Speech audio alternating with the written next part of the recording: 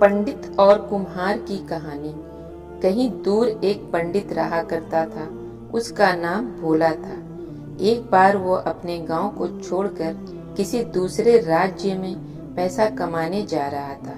उसे रास्ते में एक व्यक्ति ने सत्तू से भरा एक घड़ा दान किया।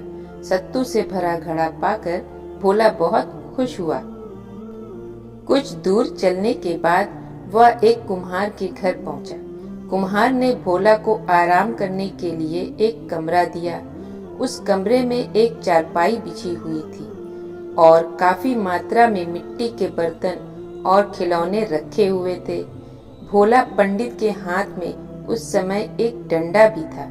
उसने सोचा, मैं सबसे पहले इस सत्तू को बेच दूंगा, उसके बाद में मिट्टी के बर्तन बनाने वाली मशीन को खरीद लूंगा, उसके बाद मिट्टी भी खरीद लूंगा। पहले मैं खुद ही मिट्टी के बर्तन बनाऊंगा, उसको खुद ही बाजार में बेचूंगा। कुछ ही समय में मैं खूब पैसा इकट्ठा कर लूंगा, उसके बाद और काम करने वालों को रख लूंगा। इस तरह मैं सबसे अमीर व्यक्ति बन जाऊंगा। अमीर बनने के बाद मैं कई शादी कर लूंगा। मेरी जो भी पत्नी सबसे ज्यादा सुंदर होगी उससे ही प्रेम करूंगा, और जो पत्नी मेरी बातों का पालन नहीं करेगी उसे मैं इस डंडे से इस तरह से मारूंगा।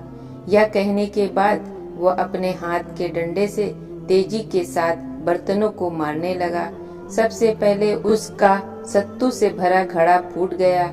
उसके बाद कुम्हार के कई मिट्टी के बर्तन और खिलौने फूट गए।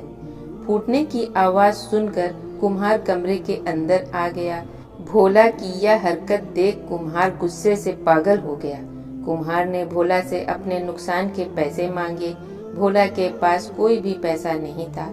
अब भोला को कुम्हार के घर काम करना पड़ा और भोला का सपना उस सत्तू के मटके के साथ फूट गया। अगर आपको ये कहानी पसंद आई हो तो please like and subscribe Pakeezah voice.